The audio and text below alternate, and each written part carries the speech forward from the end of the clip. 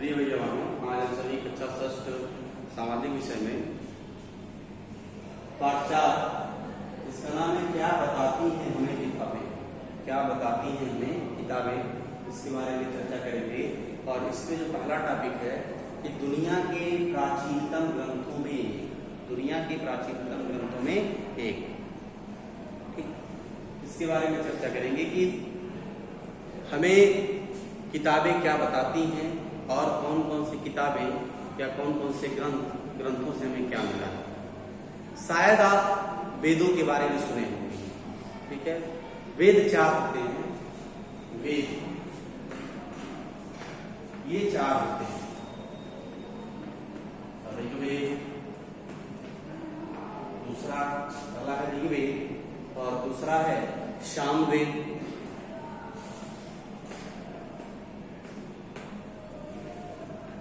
तीसरा है यजुर्वेद और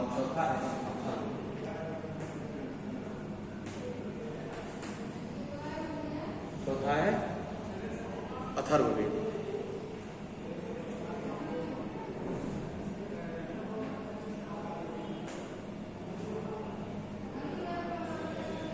ऋग्वेद, सामवेद, यजुर्वेद और अथर्ववेद। सबसे पुराने यदि वेदों की बात करें जिसकी रचना लगभग 3500 साल पहले हुई है, 3500 साल पहले हुई है। उस वेद का नाम है ऋग्वेद। ऋग्वेद की रचना लगभग 3500 साल वर्ष पहले हुई है। ऋग्वेद में 1000 से ज्यादा प्रार्थनाएं हैं जिन्हें हम सूक्त कहते हैं। यानी प्रार्थनाओं को, इसमें जो प्रार्थनाएं हैं उनको हम कहते हैं सूक्त, उनको हम कहते हैं सूक्त। सूक्त का मतलब होता है कि अच्छी तरह से बोला गया। सूक्त का मतलब होता है कि अच्छी तरीके से बोला गया। इसमें तीन देवता बहुत महत्वपूर्ण है, जिसमें अग्नि, इंद्र और सोम। अग्नि आग के देवता हैं, इंद्र युद्ध के देवता हैं और सोम एक पौधा है जिससे खास पेय बनता है। वैदिक प्रार्थनाओं की रचना ऋषियों ने की है। वैदिक प्रार्थनाओं की जो रचना है उसका निर्माण ऋषियों ने किया है। और विभिन्न प्रकार के इसमें कुछ प्रार्थनाओं की रचना महिलाओं ने भी की थी। ऋग्वेद की भाषा जो थी, ऋग्वेद की जो लैंग्वेज था, इसका प्राक और संस्कृत या वैदिक संस्कृत कहलाती थी। आप स्कूल में संस्कृत पढ़ते होंगे, लेकिन जो संस्कृत आप पढ़ते हैं इससे थोड़ी सी भिन्न है। इसकी रचना क्या है, इससे थोड़ी सी भिन्न है, जिसमें हम से इनको को पढ़ करके हम जान पाते हैं। इसके बाद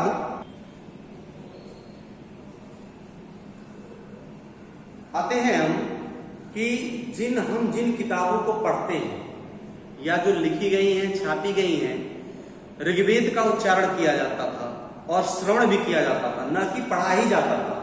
मतलब कि ऋग्वेद का उच्चारण करके हमको बताया भी जाता था और उसको सुना भी जाता था और केवल पढ़ा ही नहीं जाता था। रचना की कई सदियों बाद इसे पहली बार लिखा गया।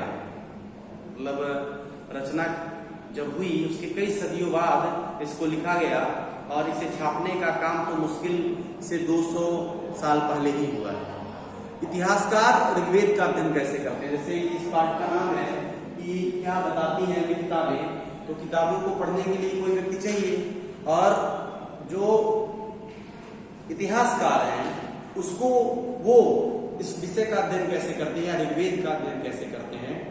तो इसके बारे में ये है कि इतिहासकार और पुरातत्ववेदाओं की तरह अतीत के बारे में जानकारी इकट्ठी करते हैं। यानी जो इतिहासकार होते हैं वह पुरातत्वविद जो, जैसा कि हमने पिछले पाठ में पढ़ा कि जो उत्खनन से प्रमाण मिलते हैं उसके आधार पे वो ये तय करते हैं कि यहाँ पे उस समय में, यानी 3000 साल पहले, 4000 साल पहले कौन सी संरचना, किस प्रकार की संरचना रही होगी।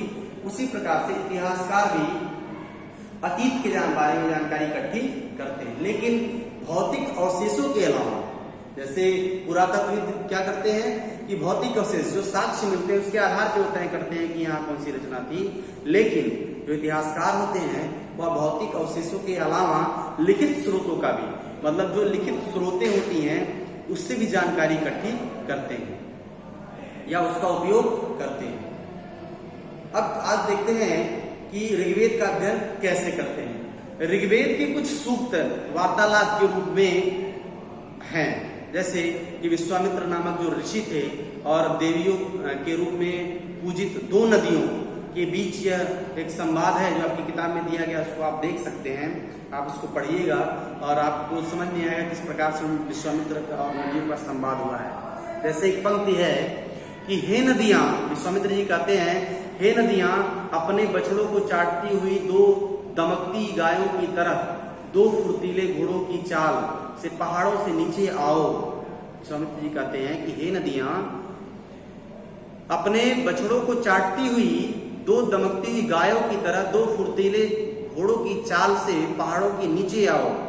इंद्र द्वारा दी हुई शक्ति से स्फूर्त तुम रथों की गति से सागर की ओर बढ़ रही हो।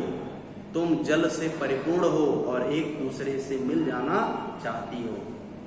नदियां इसका उत्तर क्या देती हैं कि जल से परिपूर्ण हम देवताओं के बनाए रास्ते पर चलती हैं, एक बार निकलने पर हमें रोका नहीं जा सकता।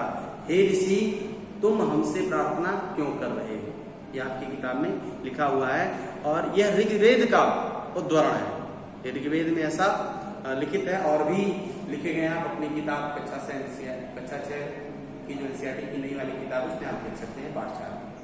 ठीक, इस प्रकार से इतिहासकार ऋग्वेद का अध्ययन करते थे, मतलब कि वह केवल भौतिक साक्ष्यों के आधार पर ही नहीं, वह लिखित स्रोतों को भी इकट्ठा करके ये पता करते थे कि अतीत के बारे में कि किस प्रकार से उस समय की संरचना, उस समय की व्यवस्था, उस समय की भाषा थी। आज के लिए बस इतना ही।